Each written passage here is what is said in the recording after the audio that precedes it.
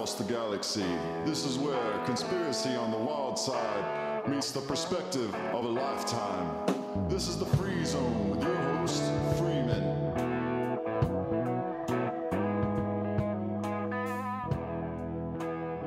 Katie Galante is a multidimensional healer, metaphysics teacher, and author and speaker. She has a background in hard sciences, making her qualify as a doctor of physics, which she got in Italy.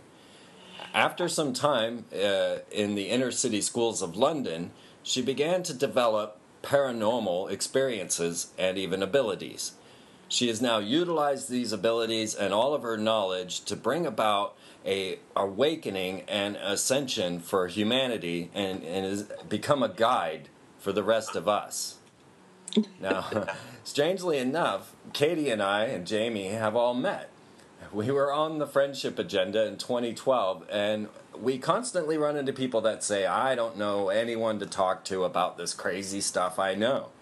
And most are afraid to even bring it up.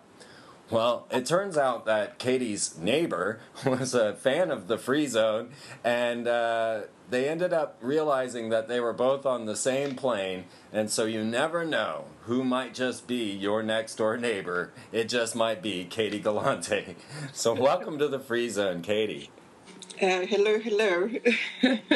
Well, and that was really interesting because that person that you're talking about and I had already been neighbors for almost 10 years before we realized that we were actually into the same stuff. Oh, that's way too long. I know. And the only reason for which we connected was because there was another neighbor that had crises, health crises that required for us to take her to the hospital and all the rest of it. And so I needed to go over there to look after this person, and the apartment that she lives in actually belongs to him. So while we were talking about various things, it was like I started to hear a slight conspiracy tone in him. So I thought, okay, let's see how far I can push this. So I pushed a little bit, and then he pushed a little bit. And then after a couple of times in which we were talking, we decided, okay, so how much do you know? Do you know about 9/11? Oh, yes.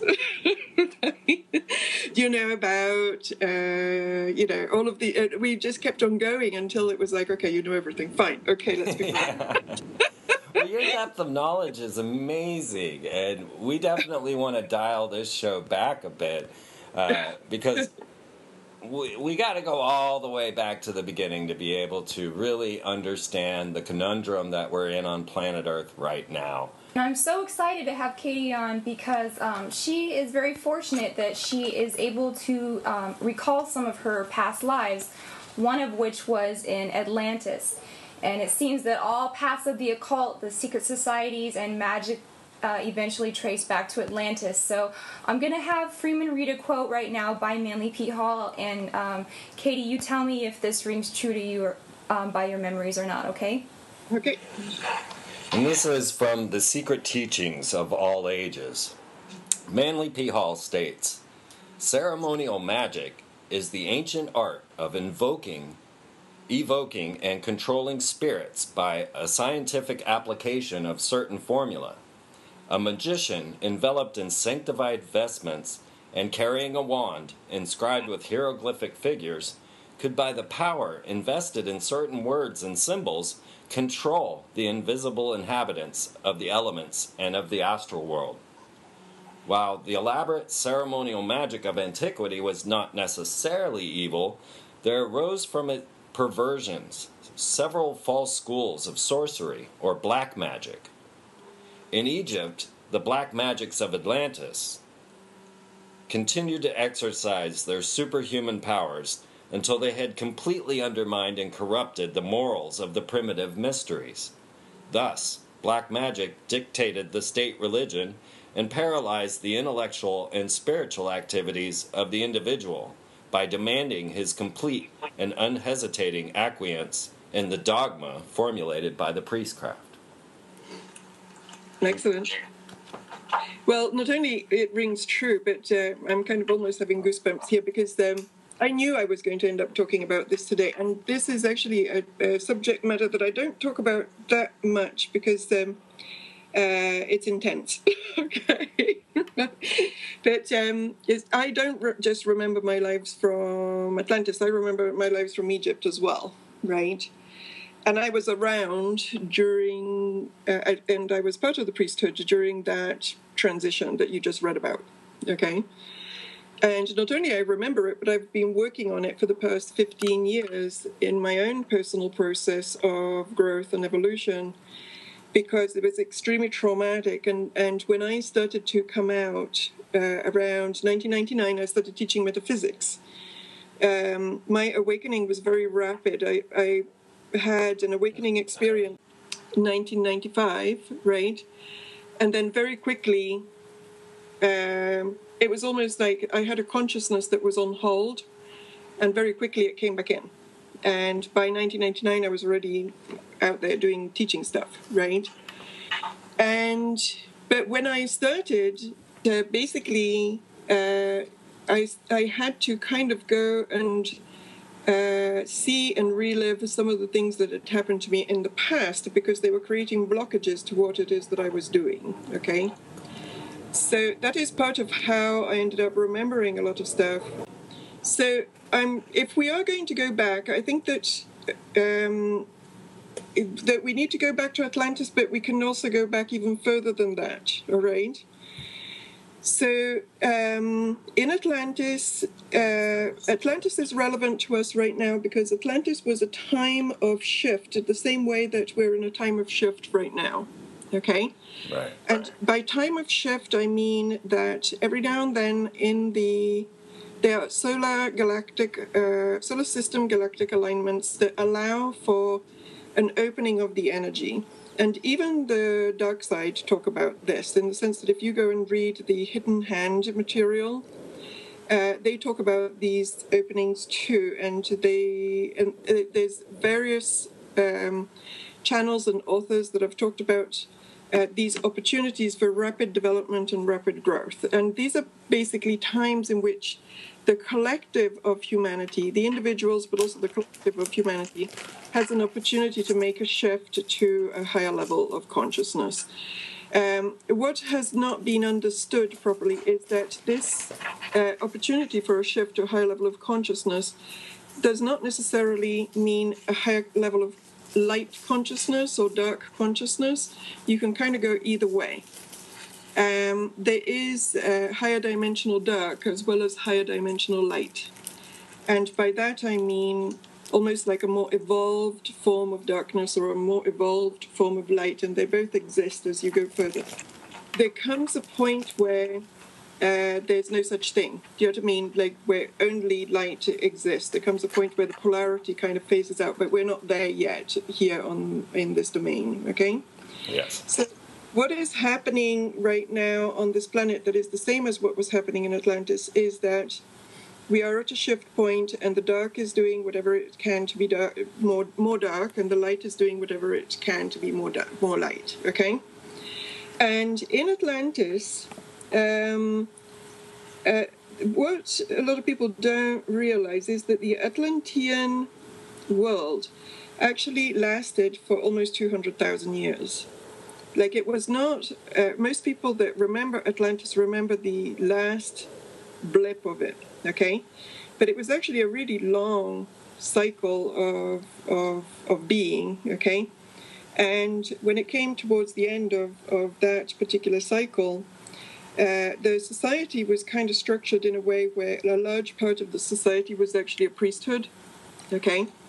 And there's a reason for that, because it was a society that was kind of it ran on some metaphysical steam. These dark forces, as far as I understand, were kind of spillovers from the Orion system, okay? Okay, let me just say one thing. Yes.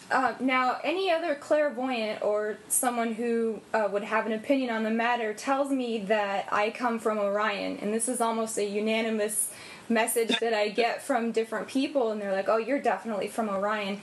And so I looked up some of the stars that were in Orion, and one of them was Betelgeuse. Right. And the other one was Bellatrix, which is actually a Harry Potter character. So what does that mean that I come from Orion?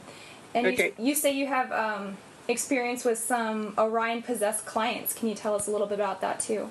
Yeah, I can. First of all, Orion is a huge system. I don't know if you've ever seen the Orion belt. We can see it from here. It's huge, okay?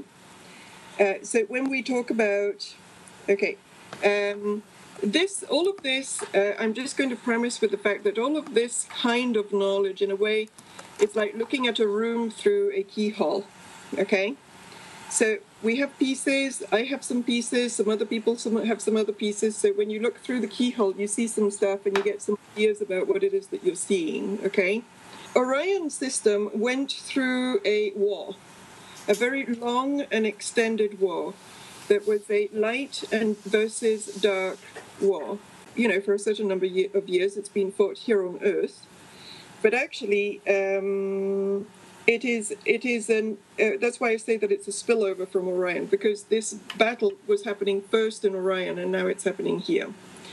And if we do not manage to stop it, it will then be fought in other places as well, okay? Because there are future timelines in which this particular force that is here starts spreading to other places as well. But that's in the future and hasn't happened yet, okay? Right. Now, but we are somebody's past, that's why we know this. Okay.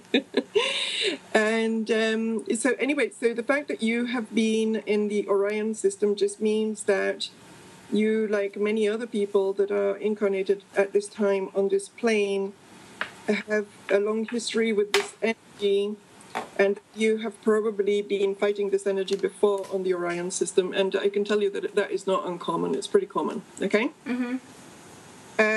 What was the other part of the question? I can't remember. Your clients who have been possessed by spirits from Orion. Okay. Now, yes, I have had several, right? But I have had two in particular with who I did fairly long ongoing work, all right?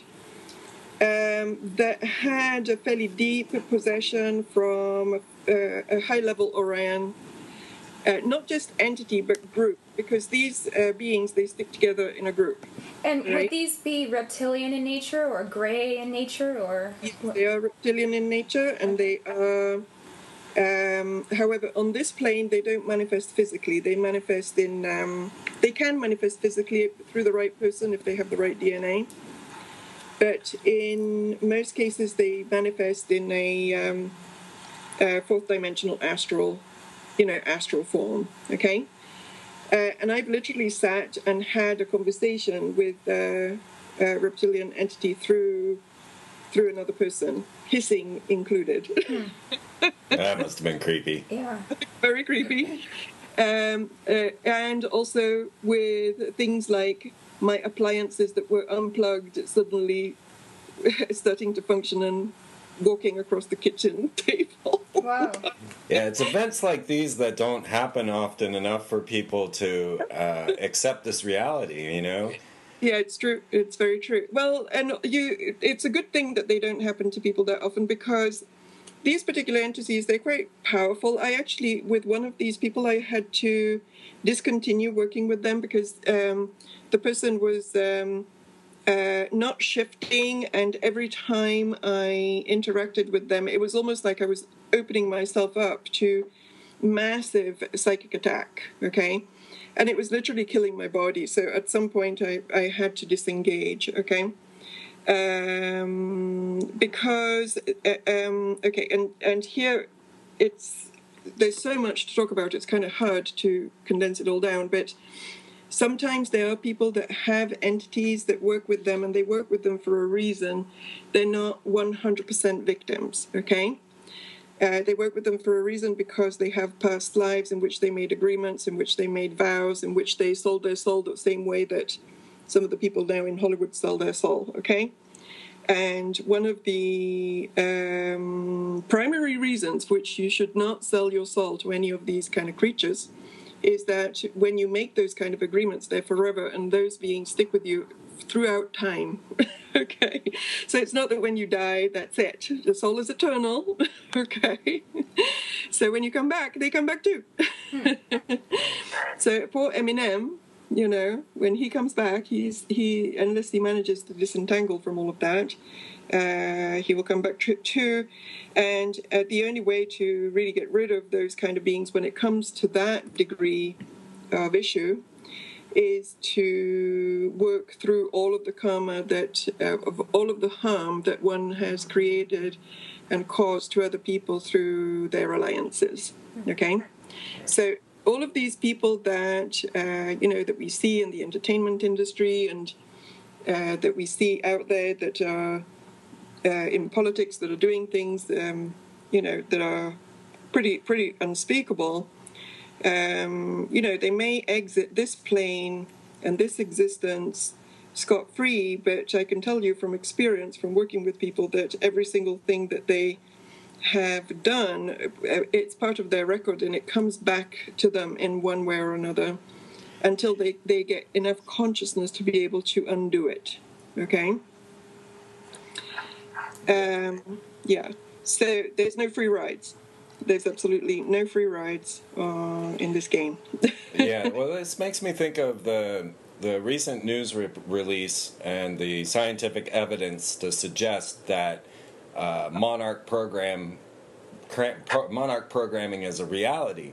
They have come out and said that genetic memory is an absolute scientific fact, that you do hold the effects of your ancestors within you. And this makes me wonder, because I've always wondered about these monarch slaves and how that they are utilized by breaking into these compartmental brains and then utilized in ritual to bring about certain entities. And I wonder if that has something to do with this.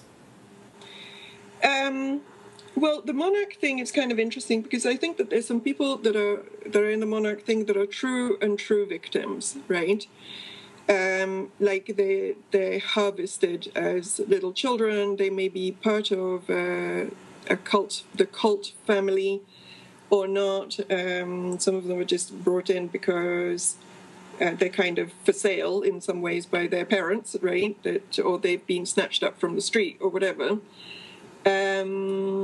So some of these are real victims, and so in terms of the programming, everything that happens to it depends on how deep the splitting goes, okay?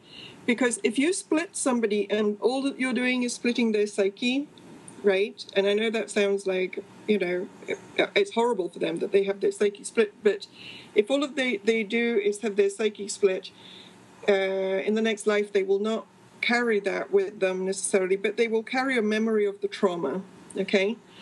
But sometimes, and I know this because they did this to me when in a past life, the trauma can be so severe that it will actually almost create a soul split, and it will create a real injury at the DNA level, okay? And but even that kind of stuff, it can be undone. Everything can be undone. Okay. Well, what I'm thinking about is the generational mind programming. We constantly see through the Hollywood crowd that we see generations of these celebrities, son to father to mother, that are coming forward, and the idea that they would be holding, say, entities from their past life from Atlantis, and that certain DNA lines are more useful to the dark elite than others. Yes, I would agree with that. Okay, I would agree with that, both from a epigenetics point of view, that is what you're talking about, right? That is basically the passing of patterns from generation to generation, and literally even psychological patterns, and healers that work with that. It's not my specialty, but healers that work with that, they call it ancestral karma, right? But also the reason for which these generations are able to kind of hold these really low frequencies is because they have a high, usually if you go and have a look at their obsession with the whole bloodline thing, right? Mm-hmm. The reason for which they're obsessed with it is because they are trying to keep intact a strand of genetics that has a higher percentage of reptilian DNA, okay?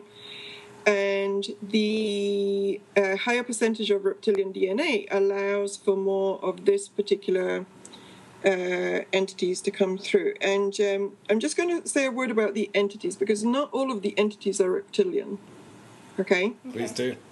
The entities, some of them are reptilian, and actually in terms of my practice of how I've worked with people over time, the reptilians ones are few and far between in the normal population, right? And by normal population, I mean just normal people that are not part of the elite and all of that kind of stuff. Normal people that are part of the elite, they don't have that higher percentage of reptilian DNA, so they don't usually attract that. But there are other entities in the astral plane, and some of them are even worse than the reptilians. And in fact, one of the things that I call them the astral dark entities, the Christians call them the demons, the demonics, right? And the conspiracy theories call them the archons. And they're basically spiritual dark entities that, you know, there's light entities like angelic type beings, and there's also these demonic type beings. I know that a lot of people in our field have kind of dissociated from anything that may sound Christian, right? But the Christians have it down as far as the light and dark on the other side, okay? Right. They figured that piece out. So, and also I think that is one of the reasons which there's been quite a strong mass mind programming against the Christians and making the Christians look as if they're all kind of crazy fundamentalists, because actually out of all of the religions, they're one of the few that really do understand this whole issue around the dark energy and the dark entities, okay? Uh-huh. And considering that this planet is pretty much infested by those energies, and that everything that we are seeing behind the scenes is run by people that are possessed by them, you would imagine why they would want to discredit any kind of belief system that can see any of the things that are actually happening, okay? Well, speaking of Christians, growing up, my mother was involved in many Christian-type exorcisms using the Christian New Testament method. And, you know, she would tell me many stories of people that she helped and, you know, weird things that would happen, pictures fall off walls, things like that. And it seemed that a major stronghold for the spirits, if it wasn't a generational thing, it was actual physical items that were at the victim's house, such as a dark painting or a carving or a statue or even a heavy metal album. And once these items were removed, then the healing could begin. So is this something that you come across? Yes and no, because I don't actually work in a physical space with people, right? I work very much on the like energetically. I just look at the energy and I pull it out, all right? So, and when I do, I'm working with my own group of high beings that help with this process, okay? So I don't work in exactly the same way, and when I do, I just clear all of the energy that I see. I don't necessarily go and have a look at where it comes from, but I am familiar with what you're saying, and I definitely think that it is true, okay? And just a little word on the heavy metal album, okay? Because that is quite common. That there was a guy at some point in the 70s called John Todd. I don't know if you guys have ever heard of him. Yeah, I have him in my notes. Yep. Okay. Now, he's worth... some of his original interviews are actually on YouTube. Somebody uploaded them, right? They're recordings from things that he was talking about at the time. And this guy was playing, you know, in the whole Hollywood music industry, all the rest of it at the time. And he basically was saying that there's not, and this was in the 70s, okay? And he was saying that there is absolutely nobody that gets to make a record with a record label that, and obviously at the time it was major record labels, that has not been ordained as a witch or has not been through certain kinds of initiation. So it was basically not possible to even get a record made unless certain alliances had been formed and unless somebody had agreed to be what he at the time called a witch, okay?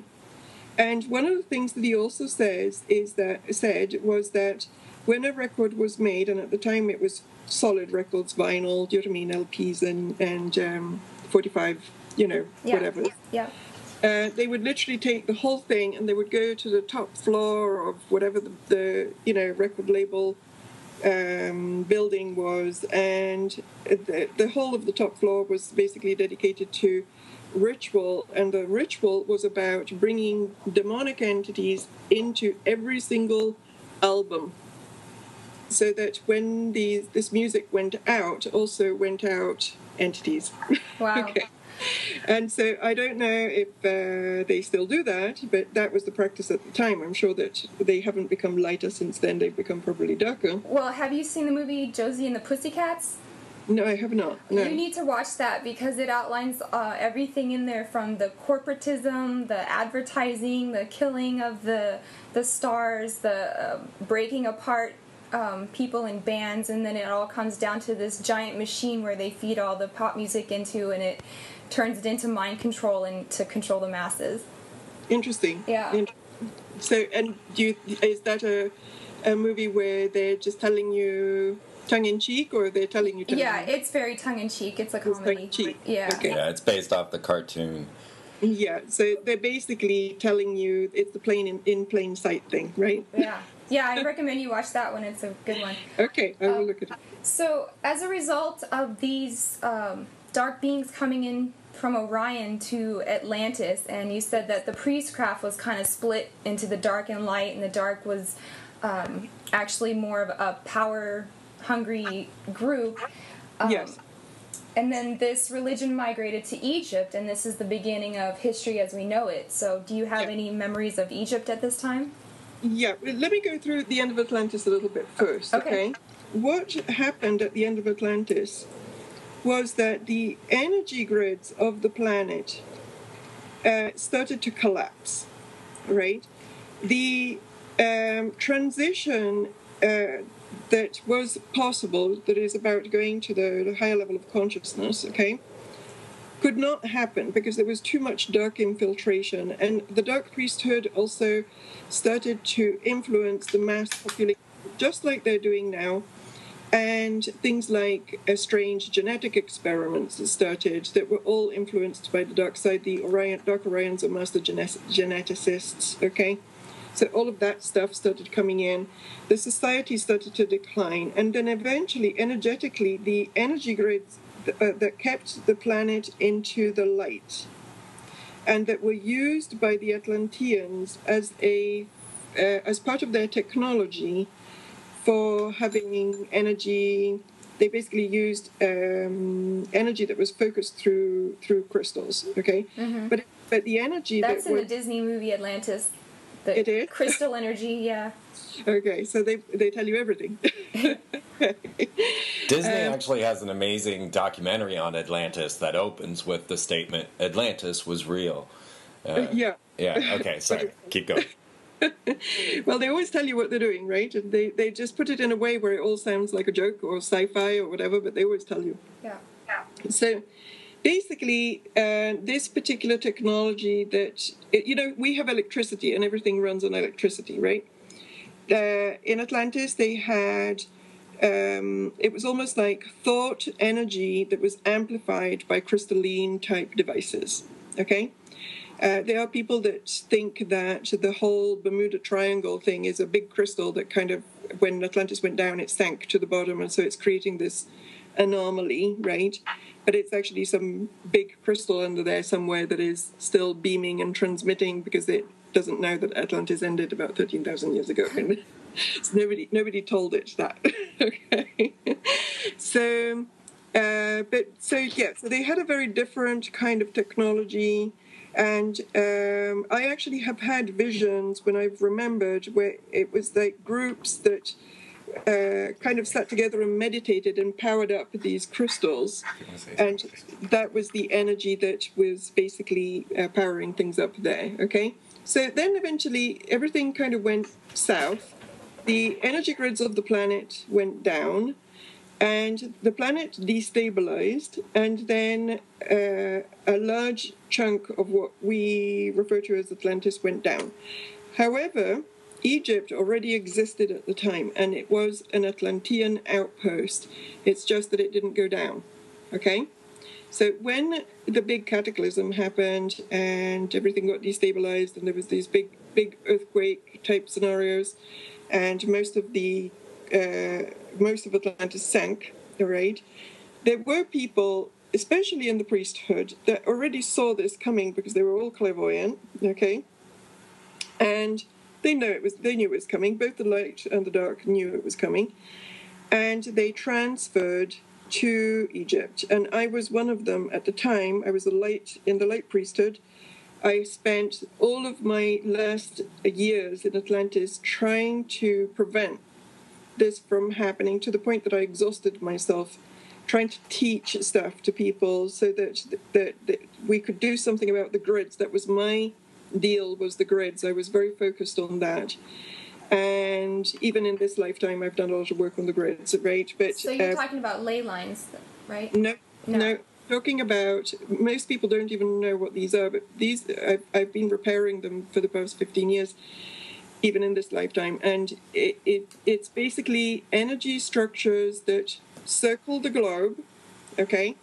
They're actually in the atmosphere. If you were to draw a picture, they would be several hundreds of feet off of the surface of the Earth, okay? Okay.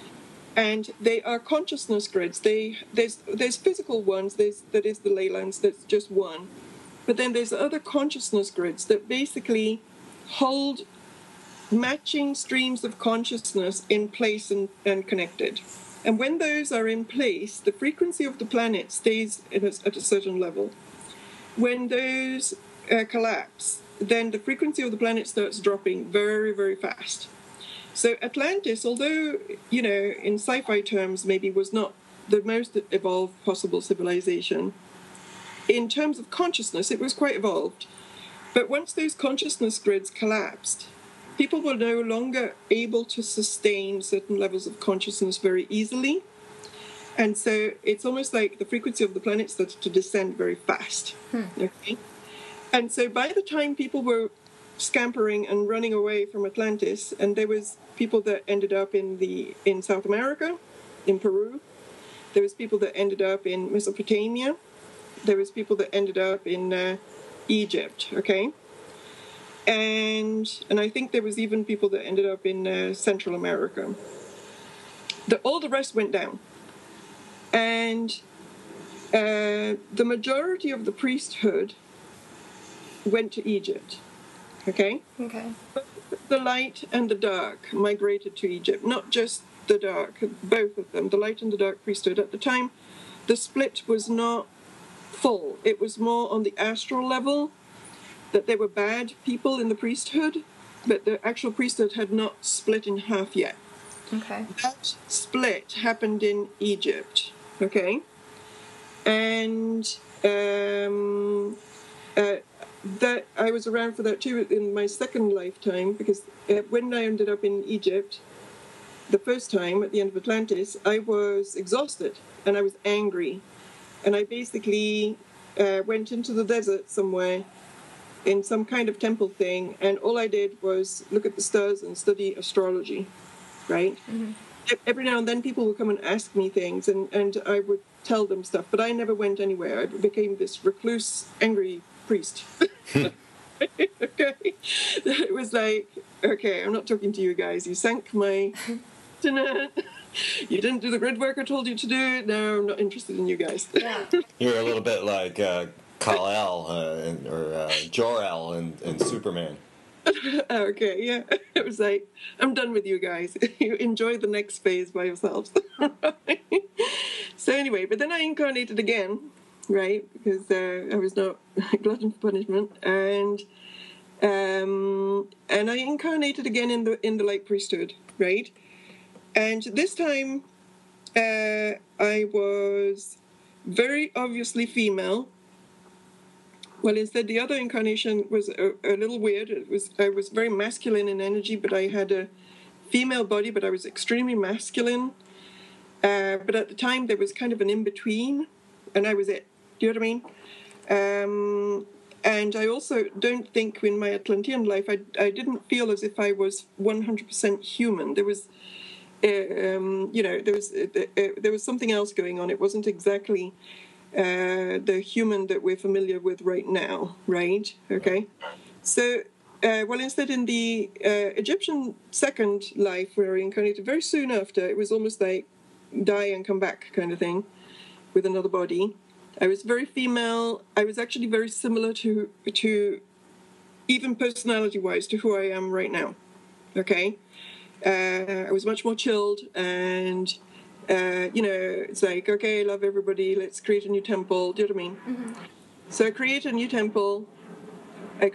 temple, and I set up a school, because even in Atlantis I had my own school. So I set up this school, and it was almost as if what I was trying to do was to bring the light priesthood together, right? And the school became extremely popular. And then the dark side, this was already happening anyway. It's not that it happened just because of me. Do you know what I mean? Like it was part of the story that was happening at the time. The dark priesthood basically decided, okay, we can't have any of that, okay? Because one of the things that we were doing as part of the school was we were trying to rebuild the vibration, and we were trying to re-anchor these grids, okay? So that I was stubborn. I'll come back again. We're going to try again with these grids, okay? So anyway, so then basically around this time, and I believe that this is what the guy that you quoted actually is talking about, basically the dark priesthood decided to exterminate every single one of the light priesthood, every single one of them, okay? Execute Order 66. That's right. And that's what they did. And they did that. But not only they did it, but they tortured the hell out of all of the people that they executed, because their intent was not just to sink the light priesthood, but it was to traumatize them to such a degree that even if they came back in a new body, they could not do their thing. Okay? So the whole idea was to create such a profound degree of trauma that even lifetimes later, these people would be disabled from doing whatever it is that they were trying to do. Okay? What you're describing sounds a lot like Star Wars, in where the dark part of the Jedi says execute Order 66, and then they slaughter all the good Jedis. And right. Even if you watch the cartoon Clone Wars, like you said, they were torturing them. Freeman watched it more than I did. I just saw the little parts of it because it was so awful. But everything you're describing is in Star Wars and Clone Wars. Oh, really? Well, yeah. Interesting. Because although I watch a lot of YouTube clips of bad music, I actually haven't had a TV in more than 15 years, so I'm out of the loop on the TV front. Right. Yeah, we only do Netflix, and we really aren't in the loop at all. Right. We'll definitely have to talk about a lot of that social engineering in the second hour. Absolutely, yeah. So anyway, so that was then the true beginning of the dark priesthood, because the light priesthood was eliminated. Okay. And also because the grids were collapsing and continuing to collapse, the frequency of the planet Earth was descending anyway. So these guys became basically stronger and stronger, and then they eliminated everybody, and then they became the foundation of what we now call the Dark Elite. Okay? Okay. And a lot of the things that they do that go back to Egypt are going back to this particular, because after that they reigned supreme. Do you know what I mean? So it was like party central for the dark side. Okay. And so in their mind, Egypt is like the good old days, right? Because, and why do they have nostalgia about Egypt as well? Right. Because you would say, well, they're still dark and they're still in charge, so what do they care about Egypt, right? Yeah, why is the pyramid on the dollar bill? Well, all sorts of reasons for that. No, I meant that as a rhetorical question. Yeah, but the reason is because at that time, before the grids went into complete collapse, their magical powers were at their strongest. Because although those grids got in their way because they got in their way because they also empowered the light side, okay? They also empowered them. So at that time, their magic was the strongest, okay? And then there came a point where a lot of the things that were possible became impossible to do. Now the frequency on the planet is ascending again, and it has been since the 1940s, 50s, probably since the 40s, I would say. Okay, it's been gradually increasing, and it's kind of increasing. Now it's like increasing. Every single minute it's increasing some more, and we're all kind of like blowing a fuse. Okay, and one of the reasons which we're blowing a fuse as the frequency increases is because we're all loaded with trauma. Absolutely. All right. Right. If we were not loaded with trauma and the frequency increases, we would be having a grand old time right now.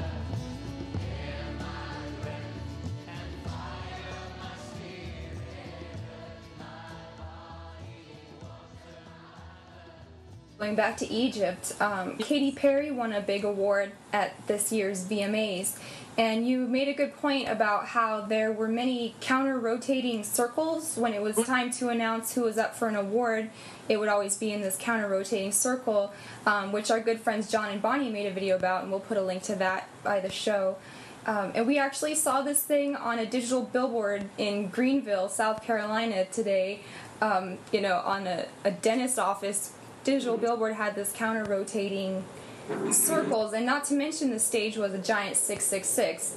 But this year she won the big award for the video Dark Horse, right, where she plays a pharaoh or Isis character in ancient Egypt. And of course, Isis is the mother of Horus, who is the god of war and vengeance, who Aleister Crowley and the religion of Thelema says rules this aeon. So, and then you've got Rihanna has a Isis tattoo right on her solar plexus. So maybe Freeman can tell us a little bit about how Isis is serious. And then maybe you could tell us about how this relates to the Ice Bucket Challenge and the submission to Isis.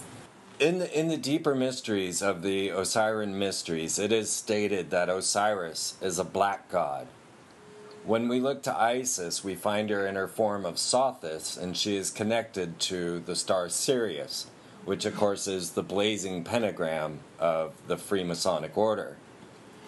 We find Isis, as you have so readily said, and as I show in my Columbia film, connected to all of our forms of goddess. So we have the District of Columbia as our capital, we have Ishtar, we have Inanna, Minerva, Athena, and the consistent owl symbolism. And this goes all the way back till we see Semiramis and Inanna and Ishtar. So this concept of Osiris is a black god.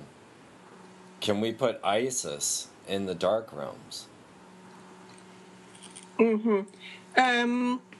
It's an interesting question, right? Because, I'll just go a tiny bit of background here.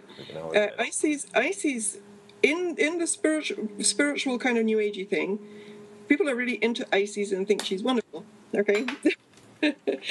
And however, if you look at everything that these guys have been doing ritual-wise for the past, I don't know how many, 3-4 years, almost, especially since 2012, almost every ritual that they do has got an Isis theme of one kind or another in there, right? So the image of Isis, whatever it is, because as you say, she reappears, right? She reappears in different forms with different names of different goddesses. And if you go back, before the Egyptian Isis, there's the Babylonian one, right? Apparently, the Babylonian version is older.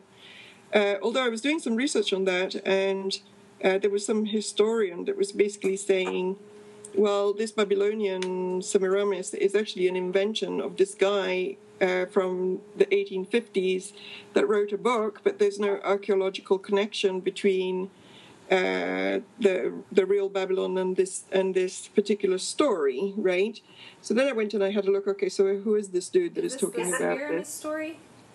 Yes, okay. The Semiramis story, and the guy, his name is Alexander Hislop. Yeah, okay, and he wrote the two Babylons. I think I know what you're talking about.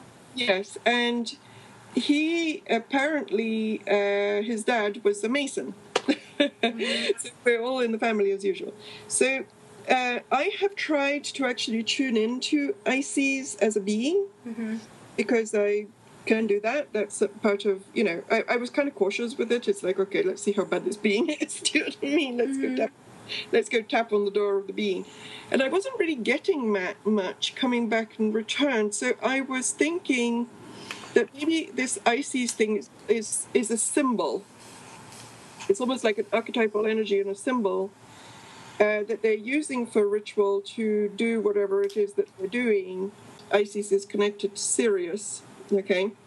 Because Sirius plays a big part in the... it plays a big part both in the positive and the negative mystery schools, okay? Now, the negative mystery schools, obviously, we know who they are. They're these guys, and they're using Sirius for bad ends as an energy, okay? However, with the positive mystery schools, you can tap into the ninth dimensional aspect of Sirius and the Sirius mystery schools, and the knowledge that comes from that is really high and really pure, okay? So then you get into multidimensionality, and then you get into, again, you have to go back also to the Dark Orions, because Sirius is actually not technically in the Orion system, but it's at the foot of Orion, okay? Right. So once again, we're going back to the Orion Wars and to the Orion story, of which Sirius was a part of. In the past, the big Orion War went down, okay? It went on for several centuries, as far as I understand. Like, it went on for a really long time. It wasn't just a little skirmish kind of thing. And there was light and dark on both sides, and they kind of fought it out. And my understanding, and this, as I say, is still looking through the keyhole, so I may be wrong, okay? But my understanding is that the light won that war, and that one of the reasons for which the dark energy is here is because they actually can't play there anymore, okay? So that is one of the reasons for which those guys ended up in our system, right? Because they were kind of like looking for a new place to play. They did not rise to the next level, and as a result of that, they in their own system, and as a result of that, they could no longer inhabit it. And so they're just transferring whatever game they have over here. At some point, I actually, when I was talking to one of the other possessed client that I worked with that had the reptilian thing going down, and she basically was a woman, and I ended up talking and taking notes for 4 hours talking to this reptilian entity. And I said, so, you know, what is your deal? Like, where do you guys come from? And I was trying to understand why they hated life and why they hated God so much. Okay, let me just stop you there, because this is a point I wanted to make. I had a question here. It says, why don't the elite seem to care about their environment? And Right. as you say that their vibration or something was wrong with them, they couldn't stay there anymore, or they couldn't be there. And so we find that many people who are possessed with this quote-unquote satanic entity, they seem to be a bit nihilistic and hate everything about creation. They And do. I believe that this is because they have been, you know, generationally or you know, through the lifespans trapped in an abuse cycle where their yearning for power is their defense mechanism against the abuse that they were raised with. Because in a satanic coven, you're the victim of abuse and rituals until you rise through the ranks and become the abuser yourself. Do you agree with that? Yes, although it's a little more complicated than that, okay? Because we have to separate between the humans that become possessed and the reptilians themselves, okay? The reptilians function in a hive mind kind of way. They're the Borg, okay? They function as a group, and they are very predatory in nature. The people that are sociopaths and psychopaths are deeply reptilian possessed most of the time, okay?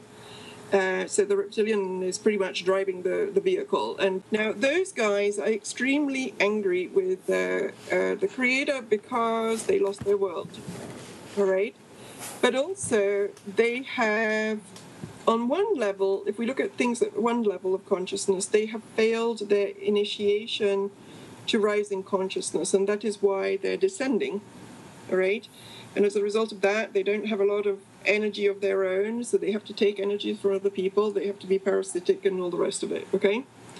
Now, that is one story. That's their story. It's the reptilian story. These are beings that have almost specialized in being dark, and they do serve a function, because if you want to learn lessons through polarity, you need somebody that is going to be dark as well, okay? And that was one of my questions as well, is could you explain the function of darkness in the development of consciousness? Yes, okay, so put a pin in that so that I can do the satanic piece. Okay. And give me that question again in a minute, okay? I will. And thank you, Jamie. And so then you have the people that are actually abused as children who are human and who have the, they're human, right? They get abused, they get split, and they get implanted with entities, right? And they get implanted with entities when they're very young. And then after that, they become abusers, but they can become abusers, some of it, because they're just acting out their own pain, right? Mm-hmm. And some of them become abusers because they have been split and programmed to become abusers. And some of them become abusers because they are possessed and they are good vessels for abusive entities to do their thing, right? Mm-hmm. You have many different kind of scenarios in there. At this particular time, I would not. So some of them are true victims. Okay, they're victims. They've been traumatized, and they're doing their thing and acting certain things out. All right, and then there's other ones that are victims in a different way because they're channeling. They're basically channeling through their own trauma and split process. They are channeling entities whose base nature is abusive and psychopathological. Mm-hmm. Now, then you could take it further. I mean, you can go as far as you want to go with the compassion, right? Mm-hmm. And you can say that you can have compassion even for the reptilians, you can have compassion for everything, right? But one of the rules with compassion is have compassion, but also take appropriate measures. You can be compassionate of the serial killer, but if he's about to kill you, you have to take your measures. Mm-hmm. So the important thing it's important to have the compassion because it allows you to see the bigger picture, right? And it actually allows you to transcend karma. But at the same time, that does not mean that they get a free pass, Mm-hmm. right? Our lesson is to do what is right for love and freedom and and for the positive evolution of this planet, right? And they are the teachers about how not to do it. Right. Okay, and we can have compassion for them in the process, but we still have to tread our own path. Okay. Well, we're coming at the top of the hour, so let's take a break, and I want to try and call back because there's so many whispers and things. I mean, maybe leave it in because I want to ask you, do you think that since this is a spiritual war, are we experiencing some kind of spiritual Most likely. Yeah. Yes, most likely. This broadcast has been full of weird noises and whispers that we can't explain, and yeah, that's usually how it goes. Okay, so let's take a break here and. Well, Katie, tell everybody where to find your stuff and. They can go.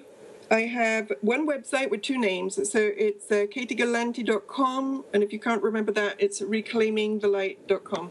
Reclaimingthelight.com. Mm-hmm. And there you will gain so much insight, knowledge, meditational how-tos.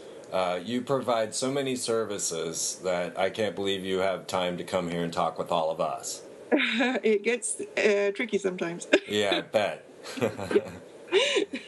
So, all right, we'll meet you on the other side. Okay.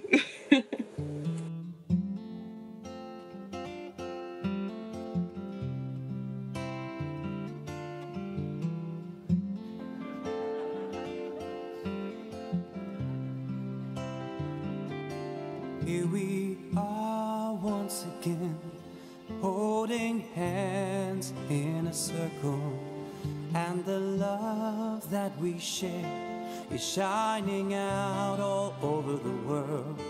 Here we are once again, holding hands in a circle, with the love that we share shining out all over the world. And may the tribe all reawaken. So many lives we've lived before. Remember the love, remember that hour we thought we lost so long ago. Here we are once again, holding hands in a circle, and the love that we share is shining out all over the world. Here we are once again, holding hands in a circle, with the love that we share shining out all over the world.